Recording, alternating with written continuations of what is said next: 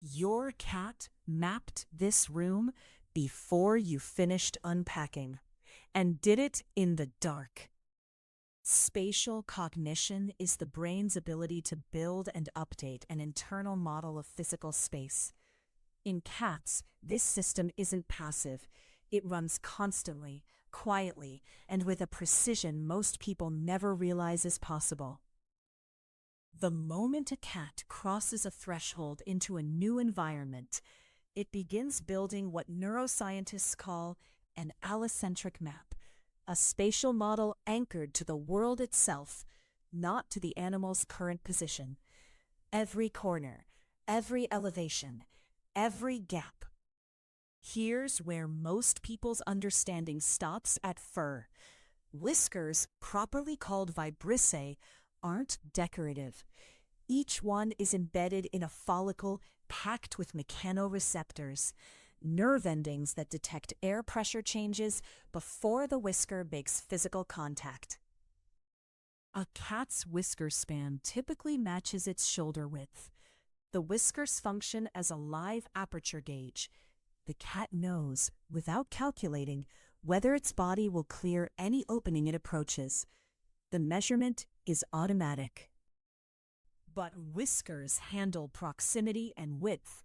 They can't explain how a cat navigates a familiar room in total darkness after weeks away. Research reviewed in Animal Cognition documents that cats reliably recall and traverse previously learned routes without visual input. For that capability, you need a second system entirely. Cats have approximately 200 million olfactory receptor cells. Humans have around 6 million. But the more striking fact is how cats use scent spatially. Odor deposits left by their own paw glands and facial rubbing function as persistent location markers, fixed points in an invisible coordinate grid. When a cat rubs its face against a chair leg or a door frame, it isn't expressing affection. It's placing a scent beacon. Research by Hilary Feldman, published in Animal Behavior in 1994, documented that these facial deposits degrade at measurable biological rates, consistent with the hypothesis that cats use scent freshness as a temporal cue for how recently they passed a given point. The chemistry isn't just marking territory. It may be keeping time. The third system is proprioception, the body's continuous internal sense of its own position and movement. As a cat walks a room, its vestibular system and joint receptors log every step length, every turn angle, every elevation change. The body itself becomes a recording device. These three systems, vibrissae detection, olfactory marking, and proprioceptive logging, don't operate independently. Work published in Neuroscience and Biobehavioral Reviews by researchers including Georgi Busaki confirms they feed into a single integrated spatial model, continuously updated and stored in the hippocampus using the same architecture found across mammalian navigation systems. Here's the counterintuitive part. Cats have extraordinary low-light vision. Their retinas contain a reflective layer called the tapetum lucidum that amplifies available light sixfold. Yet vision isn't the primary architect of their spatial map. It's the confirmation layer, not the foundation. Studies in controlled laboratory environments, including foundational work by researcher David McFadden, published in Animal Behavior in the 1980s, demonstrated that cats with temporarily occluded vision navigated familiar spaces with near-perfect accuracy. The map doesn't require eyes to function. The underlying mechanism involves place cells and grid cells, neurons that fire when an animal occupies a specific location in space. John O'Keefe, who won the 2014 Nobel Prize in Physiology for discovering place cells in mammals, established that this system is conserved across species, including cats.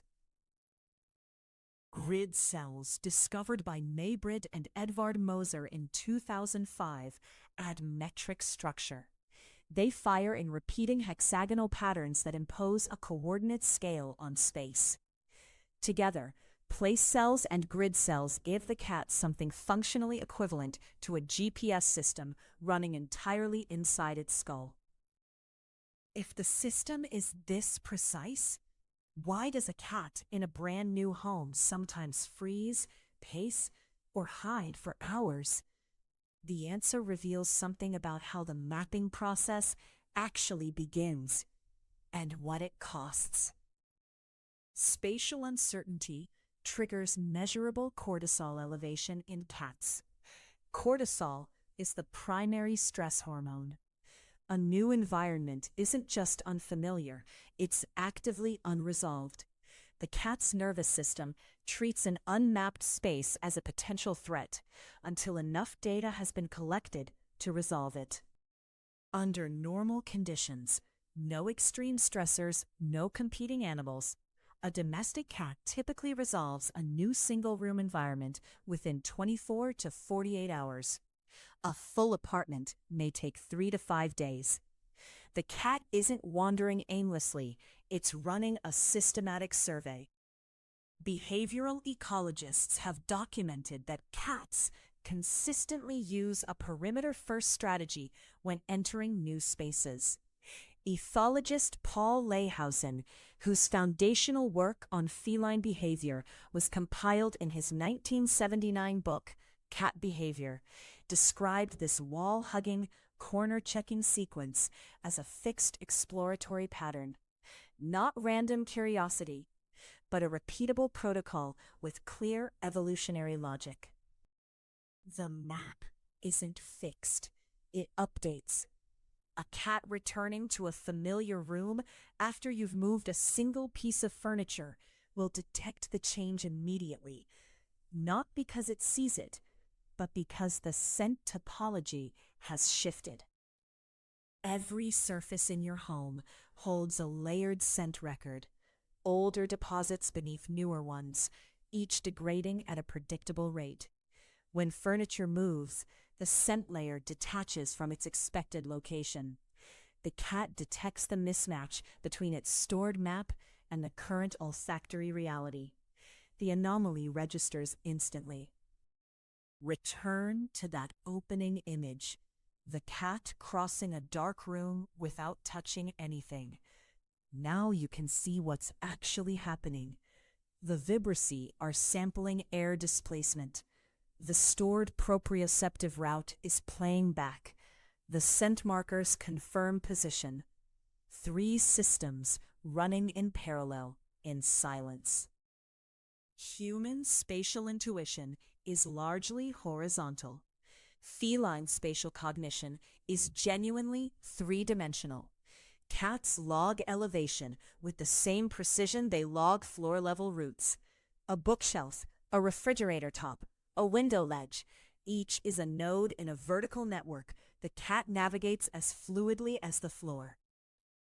How long does the map last? If a cat is removed from a familiar environment for weeks or months, does the spatial archive degrade? The answer is surprising, and it tells us something about the depth of feline long-term memory. Behavioral studies, including research by Esther Sunderman and colleagues published in Applied Animal Behavior Science in 2008, document cats returning to previously familiar environments after absences exceeding 6 months and immediately resuming confident navigation. The map doesn't simply decay. It's stored in long-term memory with remarkable fidelity. Consider the case pattern recorded by animal behaviorist Roger Tabor in his 1983 study of urban cat populations. Rehomed cats that escape and travel to a previous residence don't explore hesitantly upon arrival.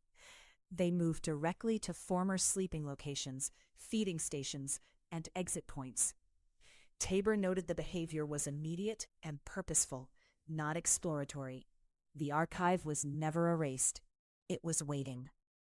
When you move with a cat, confining it to a single room first isn't merely a comfort measure. It's neurologically strategic. You're giving the mapping system a bounded, resolvable problem before expanding the scope. The cat's cortisol drops as the map fills in. Bringing a cat's existing bedding, scratching post, or blanket to a new home isn't sentimentality. Those objects carry scent deposits the cat placed deliberately, anchor points from the old map. In a new space, they function as pre-installed reference nodes, giving the mapping system a starting framework instead of a blank slate. The feline spatial system isn't exotic. It's a refined version of the same navigation architecture present in rats, bats, primates, and humans. Neuroscientist Neil Burgess at University College London has explicitly used cross-species hippocampal comparisons, including feline data, to model how all mammalian brains encode and retrieve the geometry of lived space. Robotics engineers at institutions including MIT's Computer Science and Artificial Intelligence Laboratory have drawn on mammalian place cell and grid cell models to build autonomous navigation algorithms. The architecture your cat uses to cross a dark room is now running inside mobile robots navigating warehouses. Here's something you can actually test. Move one object, a chair, a lamp, a laundry basket, to a new position in a room your cat knows well. Then watch the first 90 seconds after it re-enters.